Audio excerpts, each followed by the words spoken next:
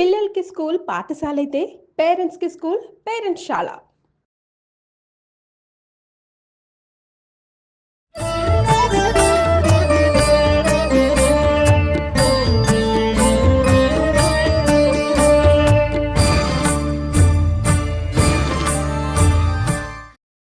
నమస్తే రమ్మగారు. నమస్తే జయ. రమ్మగారు, శ్రావణ మాసం వరలక్ష్మి వ్రతం విశిష్టత, ఎలా చేయాలి, ఏం చేయాలి, ఇవన్నీ కూడా మనం వీడియో రూపంలో మాట్లాడుకున్నాం. అయితే వరలక్ష్మి వ్రతం అనగానే అమ్మవారి అలంకరణ కదండి ప్రధానంగా. ఎన్నో కోకొల్లల వీడియోలు కనిపిస్తూ ఉన్నాయి.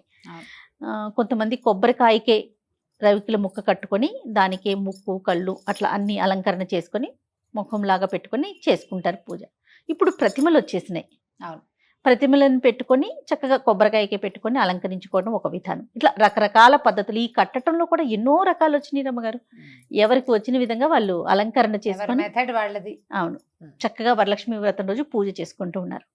అయితే గతంలో ఒకసారి మనం చూపించాం కదండి. అవును, పెట్టనదే అంటే కలసానికి ఎట్లా మడత పెట్టాలో చూపించాము. కలసానికి చూపించాము. తోరం ఎట్లా ఎన్ని ముళ్ళు వేసుకోవాలి చూపించాము. అవును, ప్రతిమ చేయటం పెద్దగా ఎప్పుడు మనం చూపించలేదు. ఎస్, అందుకే ఈరోజు ప్రతిమ చూపిద్దాము. ప్రతిమకి అలంకరణ ఏ విధంగా చేసుకోవాలి మీరు చేసే విధానం చూపించండి. సింపుల్ గానే, సింపుల్. అందులో పెద్ద హైరాన్ ఏం లేదు. మనం ఈ కొబ్బరికాయకి వెనక భాగం పీచు ఉంటుంది కదా, దాన్ని కొంచెం ఇంత పసుపు ముద్దని ఇట్లా నొక్కి దానికి కొంచెం ముక్కు కళ్ళు పెట్టి చేసుకోవచ్చు. అది వాళ్ళ ఇంట్లో ఉండాలి ప్రతిమకి. లేకపోతే ఇప్పుడు మనం ఏం చేయొచ్చు, ఒక విందె, దాని మీద వచ్చింది చెంబు, దాని మీద ఒక కొబ్బరికాయ. ఇప్పుడు ముఖాలు దొరుకుతున్నాయి కదా, చక్కగా అలంకరించిన ముఖాలు దొరికితే ముఖం దాన్ని తగిలితే ఏమీ లేదు, ఒక స్వరూపం కనపడుతుంటే మనకి పూజకి దృష్టి బాగా వెళ్తుంది దాని అంతే అంతే.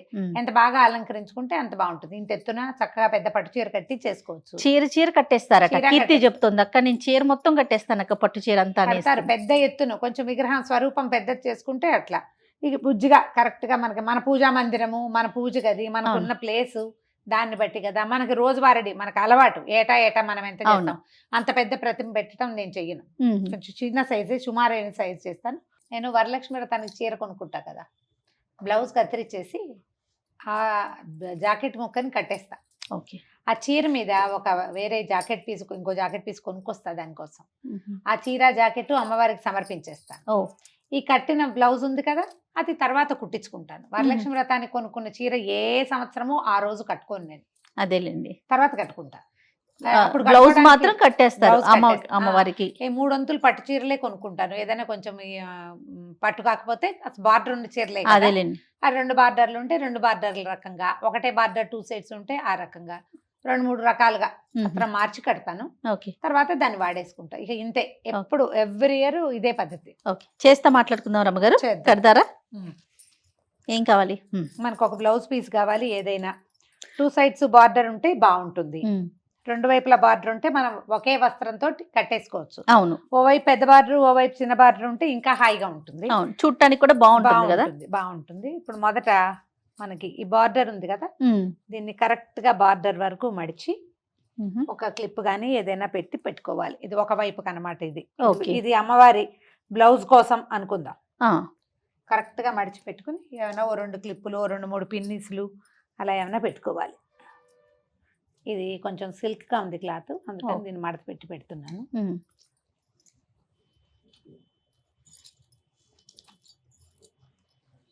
ఇది ఇటు పెట్టేసామా, ఇప్పుడు రెండో వైపు దీన్ని ఆ పక్కకు ఉంచుకొని ముందుగా ఇట్లా పిన్ని పెట్టుకోవాలి రమ్మగారు. అది పిన్ని పెట్టుకుని ఆ పక్కన వదిలిపెట్టేసి దీన్ని ఇప్పుడు మామూలు మనం సన్న కుర్చీ వేసుకుంటాం కదా, చీర కుర్చీ ఎట్లా వేస్తాం, ఇట్లా సన్నటి కుర్చీ పెట్టుకోవాలి. ఓకే, కొంచెం బరక క్లాత్ అయితే మీ మాట వింటుంది, సన్నటి క్లాత్ అయితే కొద్దిగా సతాయిస్తుంది.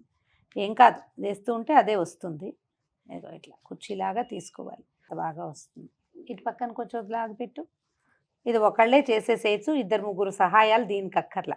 అదేలేండి,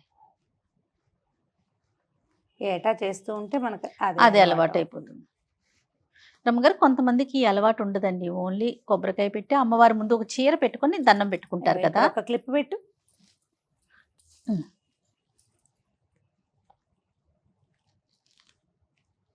ఒకటే మనం ఇప్పుడు ఏంటంటే ఏటా ఒక విధానం అవలంబిస్తే వచ్చే ముఖ్యమైన విషయం ఏంటంటే జయ, మన పిల్లలకి ఇది అలవాటు అవుతుంది. మన సంస్కృతి, మనం మన పద్ధతి నేర్పించాలి కదా. వస్త్రం కట్టడం ఇంపార్టెంట్, నువ్వు అది ఎలా కడతావు, ఇలా ఈ రకంగా కడతావా, దీని ఊరికే ఇంకో సింపుల్గా కడతావా, లేదా లంగా కుట్టేసుకుని మెషిన్ మీద చక్కగా ఇట్లా లంగా ఓ తగిలించుకుంటాము. సంవత్సరం అది కూడా చేసా, ఒకసారి కాదు 2 సార్లు చేశాను అట్లా నేను.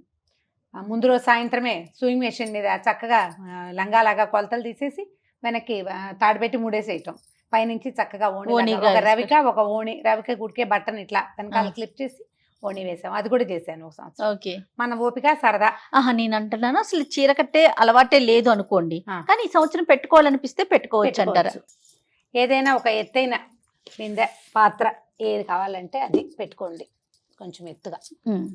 దీంట్లో ఇంకొక చిన్నది ఇదిగో చూడండి ఇట్లా. ఓకే. వీటిలో నీళ్లు కానీ బియ్యం కానీ ఏదైనా పెసలు నిండుగా ఉంటే కదలకుండా ఉంటుంది. అవును. ఓకే, ఇంతే పద్ధతి. ఇంకా చిన్న బిందె కూడా పెట్టుకోవచ్చు, లేదా ఏదైనా డబ్బా అయినా పెట్టుకోవచ్చు కూర్చోటానికి అనమాట. అవును, ఇది ఇక్కడ కూర్చోవాలి మనం. ఓకే, అంతే. ఓకే, దీన్ని ఏం చేయాలి, ఇది ఇక్కడ కుర్చీలు తీసేస్తా చూడు. ఇప్పుడు ఇవి కరెక్ట్గా కుర్చీలు పక్క పక్కకి సెట్ అవుతాయో లేదో చూసి పరిచేసేయాలి.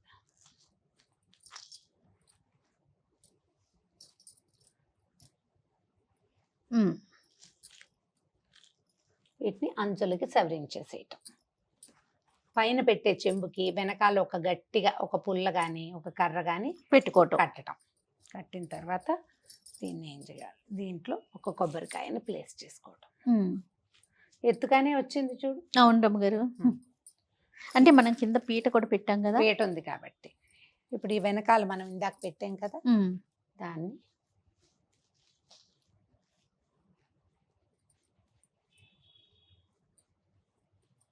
ఇవల్ల అంచులు కనపడకుండా నీట్గా సరిగ్గా చక్కగా సెట్ చేసుకోవటమే. ఇప్పుడు ఈ అంచు దగ్గరకు వచ్చేలాగా పెట్టుకోవాలి. అంతే. ఓకే, ఒకటి. ఇక్కడ ఏమైనా పిండి పెడతారా? పెడదాం. మనం ఇది వేసేసుకున్నాక ఈ మడత పెట్టాం కదా, ఈ మడతను కొంచెం సరిగ్గా సరి చేసుకుని వేసేసుకోవాలి.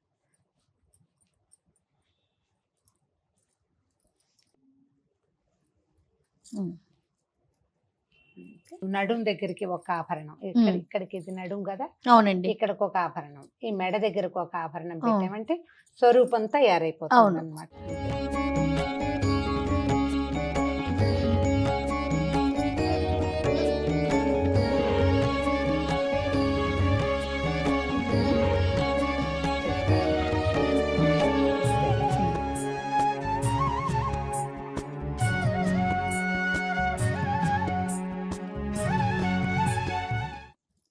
మనకి ఇప్పుడు ఇట్లా ముఖాలు దొరికేస్తున్నాయి కదా. అవునండి, ఏ ముఖాన్నైనా మనకు కుదిరినట్టుగా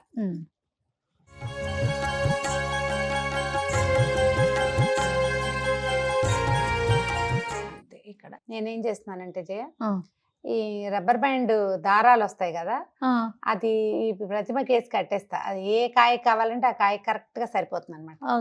ఇక మనం కట్టాల్సింది రెండో మనిషి సహాయము అవసరం లేకుండా. ఇప్పుడు అంటే నువ్వు ఉన్నావు, మామూలుగా నువ్వు ఎవరు ఉంటారు నాతో పాటు. అవును. పువ్వులు వేజేయ. ఏం పూలు ఉంటాం గారు? మల్లెపూలు ఉన్నాయి కదా.